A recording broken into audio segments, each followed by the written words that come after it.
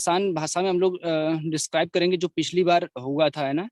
तो पहला चीज था कि वेबसाइट जब हम क्रिएट करते हैं ना, और वेबसाइट पे बहुत सारा काम करते हैं जो तो उसको ट्रैक करने के लिए ट्रैकर की जरूरत पड़ती है, ठीक है ना। तो उसमें बहुत सारी पॉइंट्स होती है जिसे हमें ध्यान रखना होता है। तो पहले पॉइंट में बताया था कि जो आपकी वेबसाइट का पर्पज होता है वो सेल होता है, जनरेट लीड करना होता है, या कोई इंफॉर्मेशन लोगों के बीच में शेयर करना होता है, या फिर सर्व करना होता है, प्रेजेंट या कनेक्ट। इस तरह से आप पर्पज डिसाइड करते हैं। फिर उसके बाद हमने बताया था कि एडियंस को एनालिसिस करने के लिए, है ना, तो उसमें डेमोग्राफी होती है, फिर साइकोग्राफी होती है। फिर उसके बाद इसमें कई चीजें आ जाती हैं, है ना, जैसे एज आ गया, फिर उसमें बिलीफ लोगों का क्या है, एटीट्यूड क्या है, लाइफ स्टाइल। तो ये सब सारी चीजें हमने कहीं ना कहीं आपको बताया था। और पेज लोड जो होता है बहुत मायने रखता है कि आपके पेज की जो स्पीड है वो कितनी फास्ट लोड हो रही है, तो ये भी हमने डिस्क्राइब किया था पिछली बार। और उसके बाद हमने डिसाइड किया था कि मोबाइल रिस्पॉन्सिवनेस, है ना, तो इसमें जो अलग अलग होते हैं जैसे लैपटॉप, टैबलेट और कंप्यूटर, और फिर उसके बाद आईफोन होता है, और उसके बाद मोबाइल फोन होता है, ठीक है ना, एंड्रॉयड वर्जन। तो इसका जो शो अप होता है, यानी कि जो दिखता है, ठीक है ना, उसका एक लेआउट होता है, तो उसके बारे में भी कहीं ना कहीं हमने बताया था पिछली बार।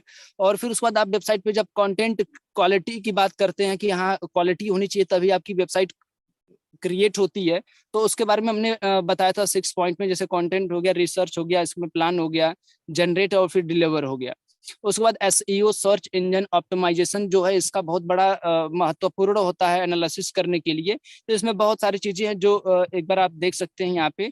तो ये एक आपको वे मिल जाता है, एक एप्लीकेशन मिलता है जहाँ से आप ट्रैक कर पाते हैं, तो उसमें बहुत सारी चीजें आपको पता चलती है, ये भी बताया गया था। उसके बाद सोशल मीडिया इंटीग्रेशन जो कि बहुत सबसे ज्यादा महत्वपूर्ण होता है, कि जब हम अपने ब्लॉग्स या जो भी अपनी वेबसाइट पे काम करते हैं, ट्रैक करते हैं, तो हमें पता होना चाहिए कि कौन कौन सी सोशल मीडिया प्लेटफॉर्म पे कितने क्लिक हुए या कितना वहां से लीड आया, या सारी इंफॉर्मेशन आपको पता चलती हैं ट्रैकर के माध्यम से, ये भी आपको बताया गया था। फिर उस बाद कन्वर्जन रेट बहुत इंपॉर्टेंट है। अगर आप कुछ सेल्स संबंधित अगर आपने अपनी वेबसाइट बनाया हुआ है, या लीड जनरेट करना चाहते हैं, लोगों की इंफॉर्मेशन चाहते हैं अपने बिजनेस के लिए, या फिर इस तरह से बहुत सारी चीजें होती हैं, ठीक है ना, जो कि डिस्क्राइब किया गया था। तो इसमें अट्रैक्ट, इंगेज और कन्वर्ट, तो ये बहुत इंपॉर्टेंट होता है कि अगर 1,000 लोग आए तो उसमें से कितने लोगों ने कन्वर्ट हुआ आपके प्रोडक्ट को बाई करने के लिए, तो वो भी बहुत इंपॉर्टेंट होता है, जो कि डिस्क्राइब किया गया था। और ये बाउंस रेट बहुत ही इंपॉर्टेंट होता है, आपको पता होना चाहिए कि आपकी वेबसाइट पे कितने लोग आए और तुरंत चले गए, इसे ही बाउंस रेट बोलते हैं सिंपल तरीके से। उसके बाद नेक्स्ट बताऊं तो क्लिक थ्रू रेट, यानी कि CTR एनालिसिस। यानी कि इसमें अगर हम बात करें, बहुत सिंपल है कि जो आपका क्लिक हुआ है ना, वो कितना उसका एक रेट चलता है, परसेंटेज चलता है। जैसे यूट्यूब पे है कि एक वीडियो अपलोड कर देते हैं, ठीक है, तो उसके बाद आपकी वीडियो को कितना रिकमेंड हुआ, उसके बाद उस रिकमेंडेशन पे कितने परसेंट लोगों ने क्लिक किया, है ना, तो वो बहुत इंपॉर्टेंट होता है कि आपके वेबसाइट पे तभी लोग आएंगे। और उसके बाद यूजर फ्लो, यानी कि यूजर फ्लो की बात करें, तो आपका जो वेबसाइट जनरेट होता है ना, तो उसमें बहुत सारे पेज होते हैं। एक पेज ओपन करेंगे, सेकंड ओपन होगा, फिर सेकंड को ओपन करेंगे, थर्ड आता है। तो एक वे चलता है, तो उसमें आपको पता चलता है कि अगर आपका एक पेज एक लाइन में चल रहा है और 10 पेज है एक 1 बाई 1 करके, तो आपको यहाँ से पता चलता है कि आपकी वेबसाइट पे जो पेज है उस पेज में कितने लोग किस पेज पे एंगेज रहे हैं, तो वो भी बहुत इंपॉर्टेंट होता है आपकी सेल जनरेट करने के लिए। तो यहाँ पे आपका बताया गया था कि लैंड होम पेज, उसके बाद व्यू प्रोडक्ट कितने लोगों ने देखा, व्यू इमेज कितने लोगों ने देखा, रीड कमेंट यानी कि कमेंट कितने लोगों ने रीड किया, ऐड बास्केट यानी कि कार्ट में ऐड उन्होंने बास्केट कितना हुआ, उसमें से एग्जिट कितने हो गए, है ना। फिर व्यू कार्ट यानी कि उसमें लोग कार्ट वाट देखते हैं ना, तो वो भी आपको पता चलता है। उसके बाद चेकआउट कितने लोगों ने किया, तो वो भी इंफॉर्मेशन पता चलती है। उसके बाद एरर एनालिसिस, ये बहुत इंपॉर्टेंट होता है। इसमें 3-4 पॉइंट्स होती हैं। ब्रोकन लिंक होता है, 404 एरर होता है, टेक्निकल एरर आता है, तो जो कि आप ट्रैकर के माध्यम से ट्रैक करके अपनी वेबसाइट को और बेहतर और बेस्ट कर सकते हैं। फिर उसके बाद सिक्योरिटी एनालिसिस के बारे में बताया गया था, जिसमें आपका कई चीजें आती हैं जो आप देख सकते हैं कि एक सिक्योरिटी एनालिसिस में real time data monetisation, application content, तो इस तरह से आप सारी चीजें थी जो बताई गई थी। मैं बस रिवाइज कर रहा हूँ, हम चलेंगे 20 से तो एक्सप्लेन करेंगे उसको, ठीक है। तो डिजाइन एंड लेआउट बहुत इंपॉर्टेंट होता है कि आपकी वेबसाइट का जो डिजाइन है जो लेआउट है वो कितना महत्वपूर्ण होता है, तो उसकी भी एक आपको वे पता चलता है ट्रैकर के माध्यम से। और उसके बाद हमने बताया था एसेबिलिटी, तो एसेबिलिटी भी बहुत इंपॉर्टेंट होती है, ये जांच पड़ताल करने के लिए होती है ना। तो ये हो गया। उसके बाद कंटेंट फ्रेशनेस, तो इसमें अगर बात करें तो आपका कंटेंट कितना फ्रेश है ना, इम्प्रूवमेंट लाने के लिए भी बहुत जरूरी होता है, तभी आपका कंटेंट ज्यादा से ज्यादा मार्केट में रन करता है और आपका कहीं ना कहीं बेनिफिट होता है, तो उसके बारे में भी बताया गया था। उसके बाद 18 नंबर पे आ गया कि कंपटीटर एनालिसिस, यानी कि आप दो वेबसाइटों को, यानी एक आपकी होगी एक किसी और की होगी आपसे रिलेटेड, तो उससे एनालिसिस करने के लिए एक वे चलता है जिसमें SWOT काम करता है, यानी स्ट्रेंथ क्या है, वीकनेस क्या है, अपॉर्चुनिटी क्या है, थ्रेट्स क्या है। तो ये चारों चीजों का आप अपना निकालते हैं, फिर उसका कंपेयर करते हैं दोनों वेबसाइट का, तो आप यहाँ से कहीं ना कहीं अपनी वेबसाइट को इम्प्रूवमेंट कर पाते हैं और आप और ज्यादा बेनिफिट यहाँ से कर पाते हैं। उसके बाद फिर बताया गया था एनालिटिक्स इंटीग्रेशन, तो ये बहुत इंपॉर्टेंट होता है एनालाइज करने के लिए। इसमें टैग मैनेजमेंट करना पड़ता है, टैग लगाना पड़ता है, जिससे आपका जो वेबसाइट है वो रैंक करे, उसमें जो आपने कंटेंट पोस्ट किया है या जो भी ब्लॉग्स लिखा है तो वो होना चाहिए, तो इसका भी आप यहाँ से पता कर सकते हैं। उसके बाद ट्रैफिक सोर्स, और ट्रैफिक सबसे बड़ा इंपॉर्टेंट होता है, तो आपको पता होना चाहिए कि कितने ट्रैफिक सोर्स होते हैं, ठीक है ना। इसका जो जो भी बेनिफिट है तो वो 20 पॉइंट तक आपको बताया गया था। तो अब चलते हैं हम नेक्स्ट पॉइंट पे, और ये चलते हैं, ये बहुत इंपॉर्टेंट है। और 21 से हम स्टार्ट करते हैं ना, क्योंकि हमने 20 तक बता दिया था, तो 21 से स्टार्ट करेंगे। तो ये हो गया keyword analysis, researching, keyword optimisation, content and SEO strength, है ना। तो इसमें जो होता है ना रिलेवेंट, यानी कि जो कीवर्ड एनालिसिस होता है इसमें रिलेवेंट कीवर्ड का सर्च करके कंटेंट ऑप्टिमाइज और एसईओ स्ट्रेटजी स्ट्रेट को एनहेंस किया जा सकता है। जैसे अगर इसमें हम बात करें तो कीवर्ड, कीवर्ड क्या होता है ना, ये सर्च इंजन ऑप्टिमाइजेशन को और इम्प्रूवमेंट करता है। मतलब अगर आप इसमें कीवर्ड यूज करते हैं तो इसमें आप, मैंने कुछ चीजें ली हुई है, आप देख सकते हैं द नेचुरल स्टेप, यहाँ पे सिंपल तरीके से लिखा हुआ है, मैं थोड़ा सा इसमें हाईलाइट करना चाहूंगा।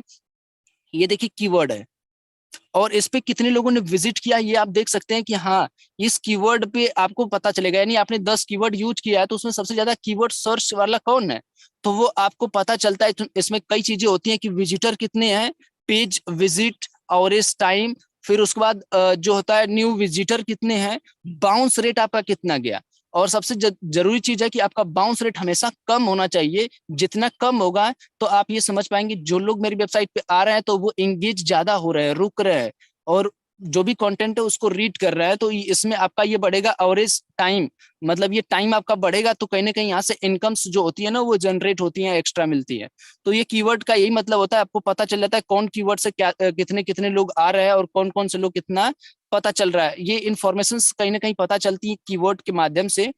और अलग अलग कीवर्ड है, उस पर अलग अलग लोग हैं, आप देख सकते हैं कि एक लास्ट में 10 नंबर पर है, तो इसमें 960 लोगों ने विजिट किया था, और पेज विजिट जो है वो उसका सब डिटेल आपको यहाँ पे पता चल जाता है।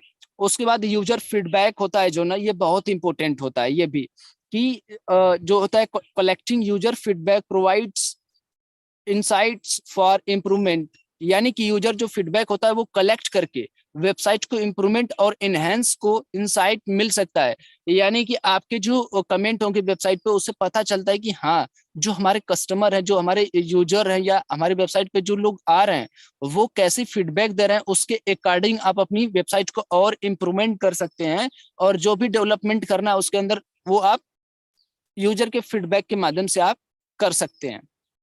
उसके बाद कॉल टू एक्शन, ये CTA होता है, ठीक है ना, कॉल टू एक्शन इसे बोलते हैं। तो analyse CTA reveal how user respond to promote, है ना।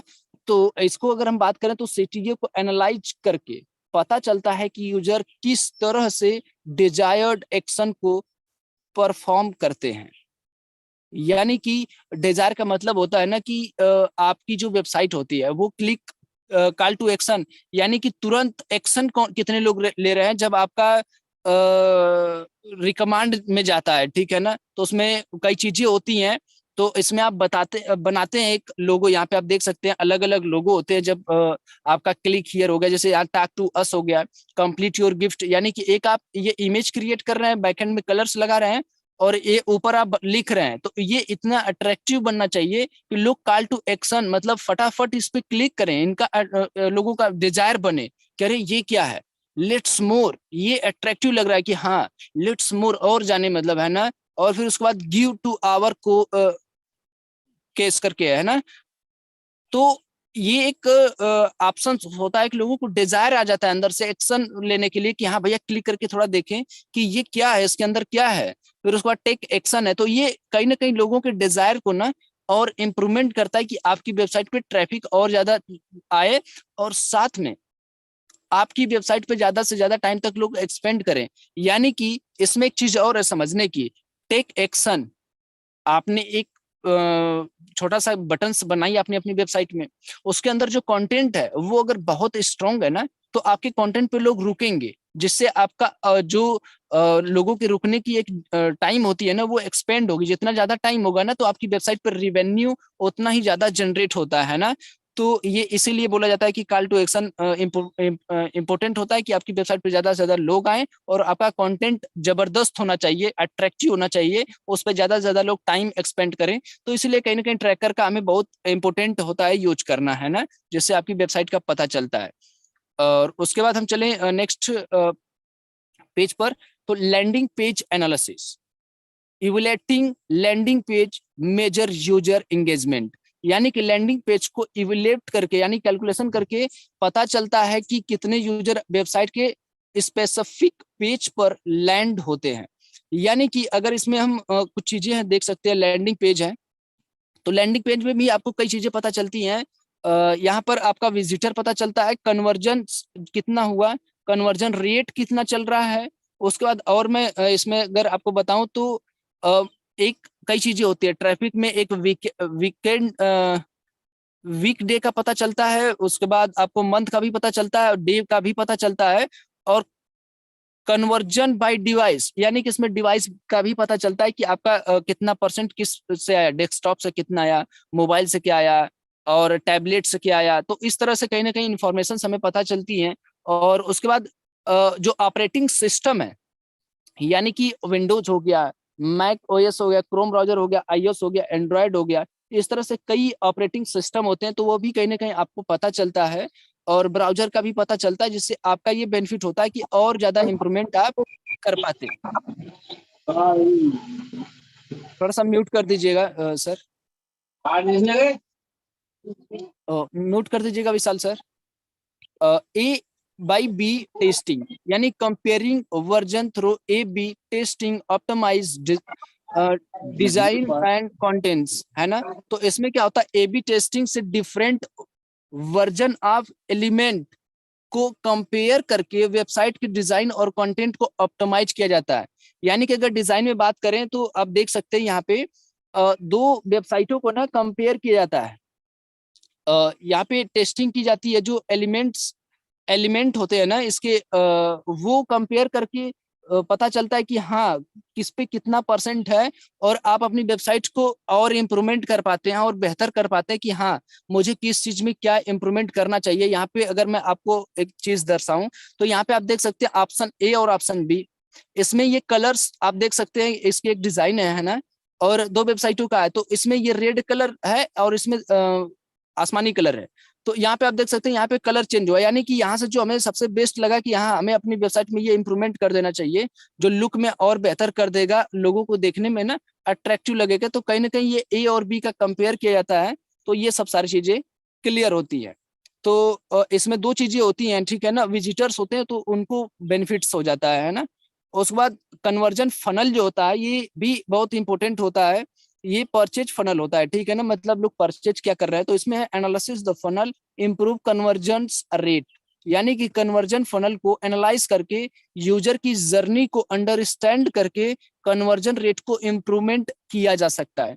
कन्वर्जन का मतलब होता है, बहुत सिंपल है, कि आपने किसी वेबसाइट पे अपने प्रोडक्ट या अपने एप्लीकेशंस के बारे में आपने डिटेल लिखा और आपने वहां पे लगा दिया कि लोग बाई कर सकते हैं, ठीक है।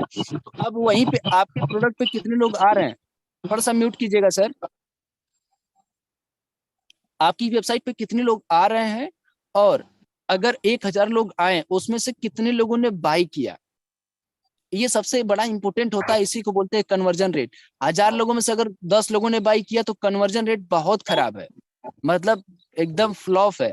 अगर आपका कन्वर्जन रेट 500 600 आता है तो आप समझ सकते हैं कि ठीक है, और अगर 700 800 आता है 1000 में से, तो आप समझ सकते हैं कि बहुत बेस्ट चल रहा है। तो इसमें कई चीजें फोकस करनी पड़ती हैं। अवेयरनेस होनी चाहिए, मार्केट की जो पोटेंशियल है वो पता होना चाहिए, उसके बाद इंटरेस्ट क्या है वो पता होना चाहिए, उसके बाद डिजायर जो होता है प्रोस्पेक्ट का, वो डिजायर जबरदस्त होना चाहिए, उसके बाद एक्शन लेता है ये कस्टमर, है ना। तो ये डिजायर जो होता है ना, इसमें देखिए अवेयरनेस आपको हमें करनी पड़ेगी मार्केट को समझ करके कि हाँ क्या चीजें हैं क्या नहीं है, क्या चीज हम बेचेंगे मार्केट में वेबसाइट के माध्यम से बिक सकती है। उसके बाद इंटरेस्ट क्या क्या है, मतलब किस फील्ड में इंटरेस्ट है, उस फील्ड को आप चूज करेंगे। उसके बाद डिजायर, मतलब उसके अंदर ऐसी चीजें फिल करेंगे जिससे लोगों का डिजायर बढ़े, उसके बाद कस्टमर जो है वो एक्शन ले पाए और आपके प्रोडक्ट या एप्लीकेशन या फिर आपका जो भी वेबसाइट पे आप सेल करना चाहते हैं या अपनी मेंबरशिप ही क्यों ना हो, तो आप सेल कर सकते हैं कन्वर्जन रेट के माध्यम से। उसके बाद बात करें page engagement, monitoring page engagement reveals user interaction, यानी कि हर पेज की एंगेजमेंट लेवल को मॉनिटर करके यूजर के इंटरेक्शन और परफॉर्मेंस को समझा जा सकता है। यानी कि जो पेज एंगेजमेंट होता है ना, ये भी आप एक मतलब एक स्पेशल जगह आप देख सकते हैं, वो ट्रैकर के में है ना, जो वेबसाइट ट्रैकर होती है, तो इसमें क्या क्या बताया गया है, हर पेज की एंगेजमेंट लेवल को मॉनिटर करके, यानी कि हर पेज, अगर आपकी वेबसाइट पे 10,000 पेज है ना, आपकी वेबसाइट 10 साल पुरानी है और उस पर आपने 10,000 पेज बना दिया है धीरे धीरे डेवलपमेंट करके, तो आप 10,000 के पेज पे 10,000 में लोग कौन से पेज पे जो एंगेजमेंट है वो कितने लोगों का है, यानी कि एक लाइन में 10,000 पेज खड़ी कर दिया जाए और लास्ट में जो 10,000 पेज जो वहां तक कितने लोग गए हैं, कितने लोगों ने विजिट किया, वो सारी चीजें आपका पता चलने वाली है ये पेज एंगेजमेंट में। तो ये बहुत इंपॉर्टेंट होता है हम सभी लोगों के लिए, यानी कि जो ये ट्रैकर का काम होता है, हर एक पॉइंट बहुत इंपॉर्टेंट होती है क्योंकि डिजिटल है ना, तो हमें हर एक पहलू पे ध्यान देना पड़ता है। और बहुत सारी चीजें और भी हैं, आगे हम डिसाइड करेंगे। तो इसमें देखिए कुछ चीजें मैंने लिया हुआ है इमेज, तो इसमें अगर आपने वीडियो अपलोड किया है तो एवरेज रीच कितना हुआ है, यानी कि बढ़ा हुआ है, और एंगेजमेंट कितने लोगों का रहा, यानी कि 1,19,309 लोगों को रीच गया है, मतलब वहां तक पहुंचा है, लेकिन इसमें से एंगेजमेंट 6,189 लोग ही रह पाए हैं। और फिर उसके बाद यहाँ पे देख सकते हैं, अगर फोटो आपने अपलोड की थी किसी वेबसाइट पे या आपकी ही वेबसाइट है, तो उस पर आपका पता चलता है कि 71,000 लोगों के यहाँ रीच गई है, लेकिन 5,326 लोगों ने ही देखा है। अगर आपने कोई लिंक भेजा है, यहाँ पे देखिए क्या क्या चीजें हैं, वीडियो का भी पता कर सकते हैं, फोटो भी है तो भी पता कर सकते हैं। अगर आपका लिंक है तो 23,373 यहाँ तक रीच किया है, लेकिन उसमें से 1,358 लोगों ने एंगेजमेंट दिखाई है। और उसके बाद आ गया स्टेटस, तो स्टेटस अगर आपने लगाया तो 10,000 तो एंगेजमेंट सॉरी एवरेज रीच गया है, और आपको एक एवरेज पता चल जाता है कि एंगेजमेंट कितने लोगों का था। तो ये एंगेजमेंट बहुत इंपॉर्टेंट होता है कि आपकी वेबसाइट पर उतना ही ज्यादा रिवेन्यू बनता है जितना लोगों का एंगेजमेंट रहता है आपकी पेज पर या आपकी वेबसाइट पर। उसके बाद बात करेंगे सीटीए प्लेसमेंट, यानी कि analysis CTA placement enhance user action, यानी कि सीटीए की प्लेसमेंट को एनालाइज करके यूजर के डिजायर एक्शन लेने में हेल्प किया जा सकता है। तो वही चीज मैंने एक बार और बताई थी, इसको मैं आसान भाषा में बताता हूँ। देखिए, जब भी आप वेबसाइट पे अगर अपना प्रोडक्ट ऐड करते हैं, है ना, तो एक्शन बटन होती है ना, तो यहाँ पे देख सकते हैं add to cart, search now, click here, subscribe now, और register now, donate now, watch now, start demo. तो इस तरह के जो होते हैं ना, ये बहुत इंपॉर्टेंट होते हैं। ये आपकी वेबसाइट पे जो ब्लॉग्स लिखा है या जो भी इंफॉर्मेशन आपने लिखी है उसके अकॉर्डिंग ही आपको इस तरह के आपको जो है एक्शन बटन का यूज करना होता है, जिससे पता है क्या फायदा होता है, जैसा कि मैंने यहाँ पे बताया कि प्लेसमेंट के एनालिसिस करके यूजर के डिजायर एक्शन लेने में हेल्प किया जा सकता है। कहीं ना कहीं ये चीजें क्रिएट करके लोगों को हेल्प होता है कि आपकी वेबसाइट को जो भी प्रोडक्ट पसंद आया तो इस पे क्लिक करके लोग बाई कर ले या सर्च कर ले या अब आपकी जो भी वेबसाइट पे है तो उसके अकॉर्डिंग होता है, कुछ वीडियो है तो अगर आप वीडियो दिखाना चाहते हैं या आप चाहते हैं कि लीड चाहिए तो साइन अप टुडे क्लिक करके ये बटन बना सकते हैं, तो जिससे लोग क्लिक करके अपना रजिस्ट्रेशन करेंगे, आपको आपका डाटा मिल जाएगा जिसका आप फ्यूचर में यूज कर सकते हैं। उसके साथ नेक्स्ट अगर हम बात करें 29 पे, तो heat map analysis. Heat map showing user focus area aiding design optimisation. यानी कि हीट मैप से पता चलता है कि यूजर किस एरिया पर ज्यादा फोकस करते हैं जिससे डिजायर ऑप्टिमाइज हो सकता है। यानी कि वेबसाइट में बहुत सारे पेज होते हैं, बहुत सारी चीजें होती हैं, तो इसमें कई कलर्स होते हैं। जहाँ पे ज्यादा क्लिक होता है वहां पे रेड कलर होता है, थोड़ा कम होता है तो ग्रीन कलर में होता है। तो इस तरह से एक कैलकुलेशन होता है जिससे आपको एक वे में पता चल जाता है, मतलब आसान भाषा में थोड़ा पता चल जाता है कि हाँ मेरे वेबसाइट पे हिट कितना हो रहा है। हिट होने से कहीं ना कहीं पता चलेगा कि हाँ कितने लोग इस पे हिट कर रहे हैं, आ रहे हैं, जा रहे हैं, ठीक है ना। तो वो पता चलता है इसमें। तो इसका थोड़ा सा अपग्रेड लेवल की चीजें हैं, तो इतने ही से आप अनुमान लगा सकते हैं। ये थोड़ा कोडिंग की चीजें हैं, तो जब आप ट्रैकर का यूज करेंगे तो धीरे धीरे पता चल जाती है। अब यूजर सर्वे। यूजर सर्वे में क्या है, direct feedback from survey highlighted weakness. यानी कि यूजर सर्वे से डायरेक्ट फीडबैक मिलता है। यूजर जो होते हैं ना, सर्वे करने के बाद ना डायरेक्ट उनसे फीडबैक मिलता है, जिससे वेबसाइट के वीकनेस और इंप्रूवमेंट का पता चलता है। आपने देखा होगा बहुत सारी ऐसी वेबसाइटें होती है, बहुत सारी ऐसी चीजें होती हैं जो मतलब वो सर्वे करती हैं अपनी वेबसाइट पर, या आप ऑफलाइन भी यूज करते होंगे। तो पता चलता है कि हाँ, आप सर्वे जब करते हैं ना तो आपकी वेबसाइट में कमी क्या है ना वो पता चलती है। तो इसमें कई चीजें आ जाती हैं, जैसे यूट्यूब पे रिकमांड आपने देखा होगा। आपके पास सर्वे होता है, वो उसमें क्वेश्चन उठ जाएगा कि आपको जो आपका एड था वो आपको कैसा लगता है। एक एड उड आ जाएगा, उससे रिलेटेड आ जाएगा। उसमें ऑप्शन आ जाएंगे good, very good, excellent, very excellent, इस तरह से आ जाते हैं। तो वो एक सर्वे होता है। यूट्यूब फिर आपको फ्यूचर में उसी तरह का और रिकमांड देना लगता है। अगर आपने तो यहाँ पे एक एग्जांपल लिया गया कि what describe your role at your current job. यानी कि यहाँ पे एक जॉब से रिलेटेड हमने लिया हुआ है। तो यहाँ पे एक क्वेश्चन लिख दिया और उसके बाद आपके ऑप्शंस होंगे।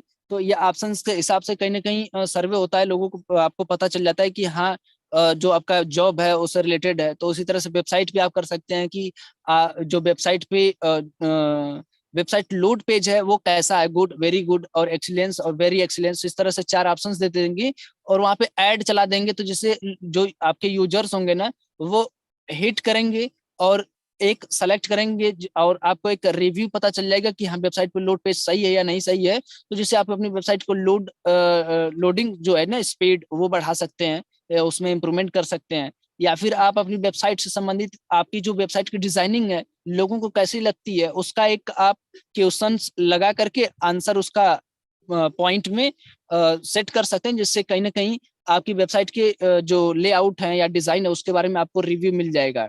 उसके बाद आपके ब्लॉग अगर आप लिखते हैं या प्रोडक्ट लिखते हैं तो उसका भी एक एनालिसिस लगा सकते हैं। तो इस तरह से अलग अलग तरीके से आप यूज कर सकते हैं जो सर्वे किया जाता है यूजर के लिए। तो यूजर आपको बताते हैं कि हाँ जो है वो आप इंप्रूवमेंट कर सकते हैं। यूजर से जब पता चलता है तो आपकी कमियां पता चलती हैं वेबसाइट की क्या है, वो इंप्रूवमेंट के लिए बहुत लाभदायक होती हैं। उसके बाद नेक्स्ट हम अगर हम बात करें 31 नंबर पे है content sharing. Analysing content sharing improve social media strategy.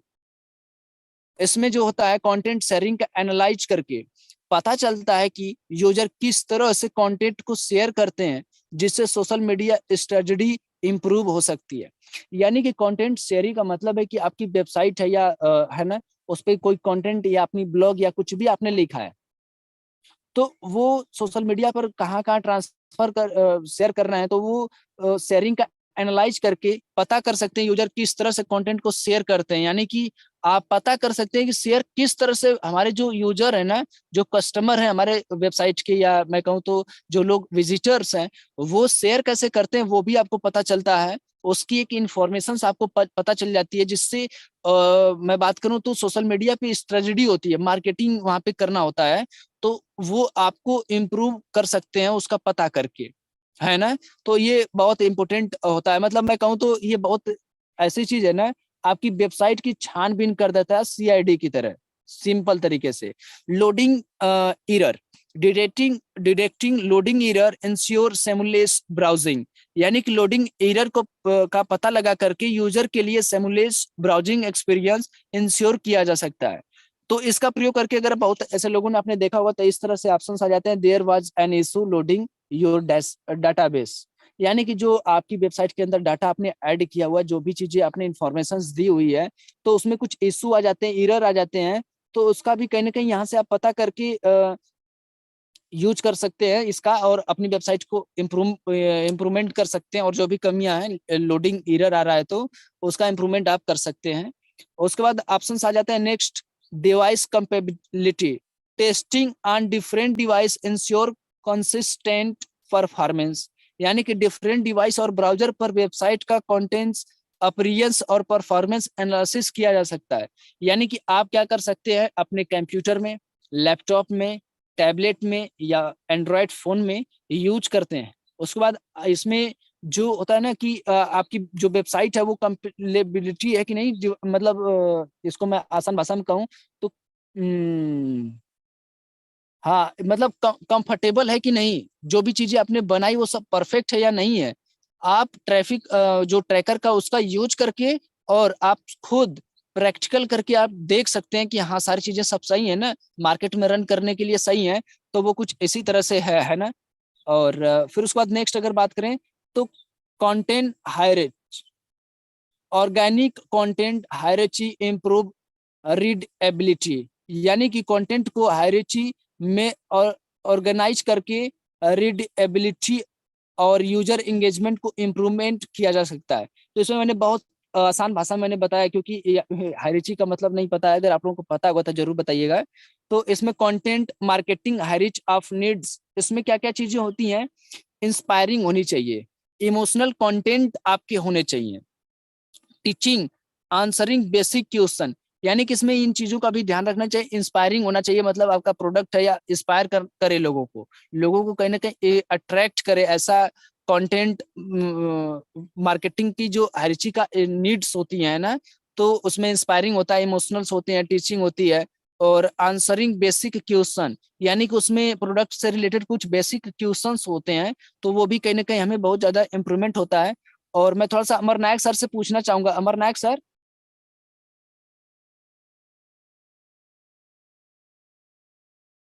चलिए कोई बात नहीं, नेक्स्ट चलते हैं, आयरिची के बारे में मुझे थोड़ा सा मैं सर्च कर रहा था, मुझे मिल नहीं रहा था। और उसके बाद हम देखेंगे यहाँ पे 35 पॉइंट पे फीडबैक इम्प्लीमेंटेशन है ना, थोड़ा सा implement feedback lead to ongoing improvement, यानी कि यूजर फीडबैक को इम्प्लीमेंट करके वेबसाइट इम्प्रूवमेंट को ऑन गोइंग बेसिस पर किया जा सकता है। इसमें क्या होता है ना कि ये भी एक बहुत इंपॉर्टेंट होता है, फीडबैक को इम्प्लीमेंट करके बेहतर करके उसमें, मैंने आपको पहले भी बताया था कि हाँ गुड है, बेटर है, एक्सीलेंट है, तो ये वेबसाइट को कंटिन्यूअस रख सकते हैं अपनी वेबसाइट को और अच्छे तरीके से परफॉर्मेंस करने के लिए, है ना। तो इसमें आता है परफॉर्मेंस मैनेजमेंट आता है, तो वो कहीं ना कहीं आप अपनी वेबसाइट को और इम्प्रूवमेंट कर सकते हैं फीडबैक को इम्प्लीमेंट करके, है ना।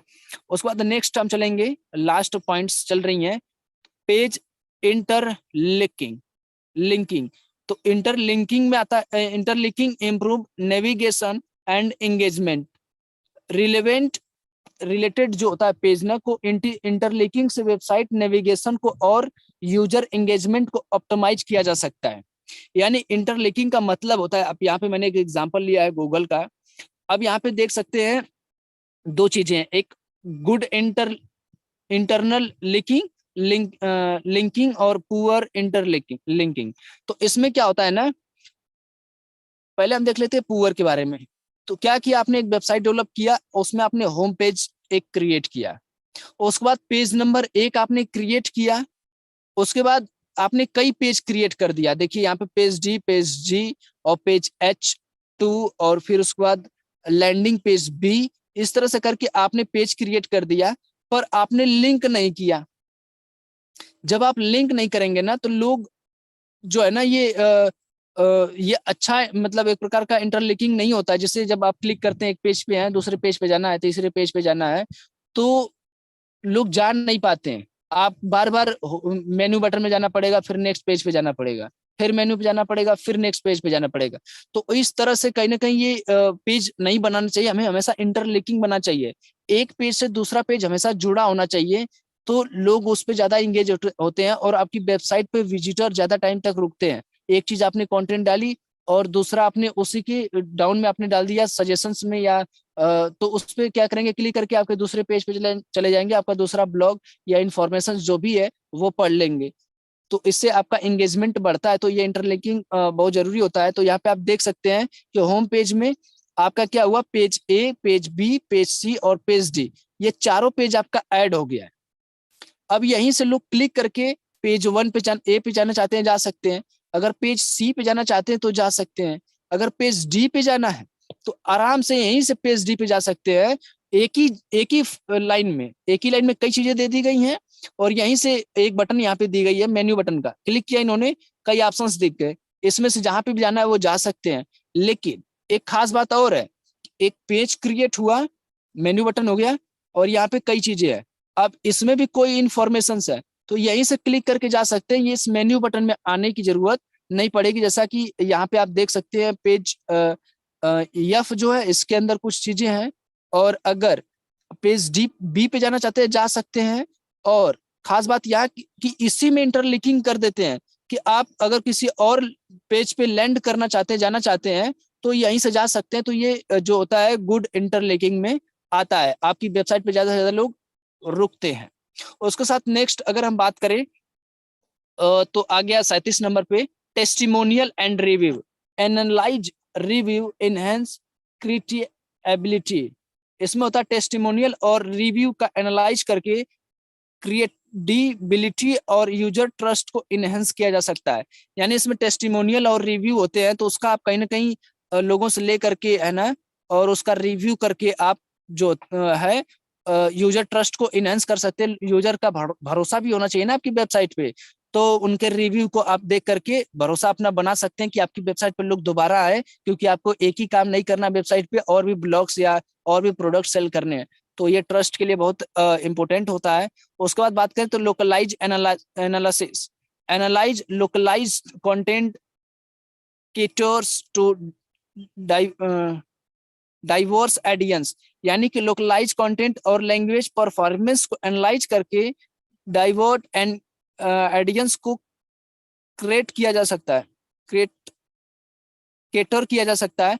मतलब ये अगर बात करें यहाँ पे तो जो कंटेंट होता है ना और लैंग्वेज को भी प्रेफरेंस किया जा सकता है, वहां पे कई लैंग्वेज भी ऐड किए जा सकते हैं जो लोगों को और ज्यादा मतलब कौन से लैंग्वेज में आ रहे हैं, तो ये भी बहुत इंपॉर्टेंट होता है कि कौन से लैंग्वेज में कौन कितने लोग पढ़ रहे हैं। तो अगर इंग्लिश में ज्यादा लोग पढ़ रहे हैं तो आप इंग्लिश में इम्प्रूवमेंट कर सकते हैं, अगर हिंदी में कम लोग पढ़ रहे हैं तो हिंदी को इम्प्रूवमेंट करके और बेहतर कर सकते हैं। तो ये कहीं ना कहीं आता है। उसके बाद ये तो हो गया 38 पॉइंट, तो मुझे लगता है कि ये एंड हो गया होगा। और